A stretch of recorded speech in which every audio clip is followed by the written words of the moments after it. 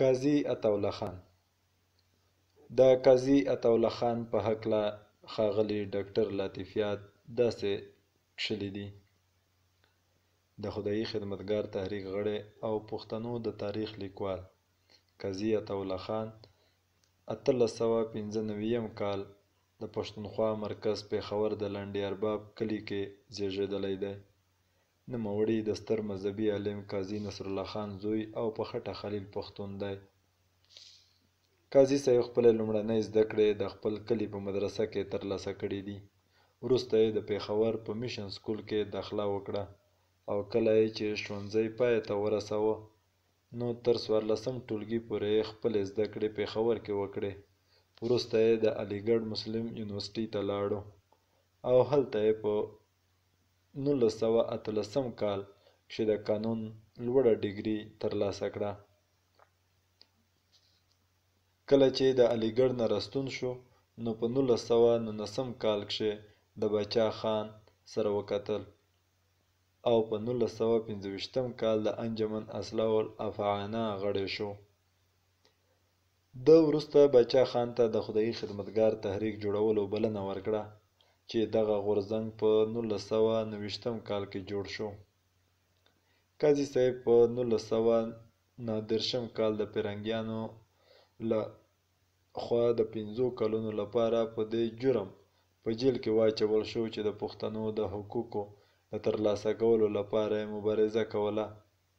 کله چې په 1930 کال کانګرس انتخابات وګټل نو دی د لیجسلیټیو اسمبلی ممبر او د ډاکټر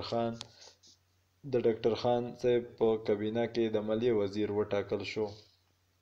په 1946 کال چې کله کانګرس د دویم ځل لپاره انتخابات وګټل نو دی د ډاکټر خان صاحب په کابینه کښې د ایجوکیشن وزیر شو.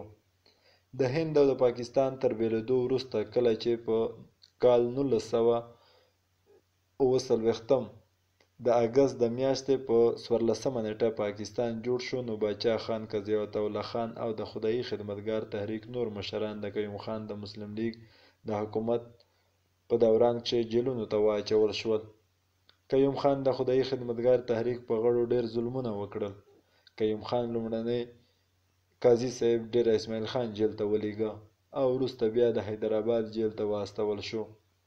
د نیکه مرغه د حیدرآباد جیل کې په پښتو ژبې د پښتنو تاریخ په 4 جلدونو کې ولیکه. قاضي صاحب دغه کتاب په کابل کې په 2 جلدونو کې په 1976 کې چاپ شوی دی. وروسته بیا د بلوچستان د مچ جیل ته ولېږل شو. په جیلخانه کې د ده روغتیایي حالات ورځ تر بلې خرابېده او د ډاکټرانو معایناتو دا ښودله چې دی د وینو په سرطان باندې اخته دی.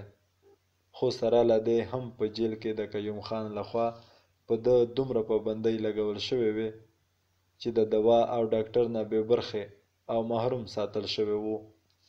وروسته چې د مرګ پولې ته نږدې شو نو دی د لاهور د میو روغتون ته ولېږل شو او هلته د کال 1953 د فروری په میاشت کې په 18 نیټه د دې نړۍ نه سترګې پټې کړې. اروا یې ښاده، یاد یې تل پاتې.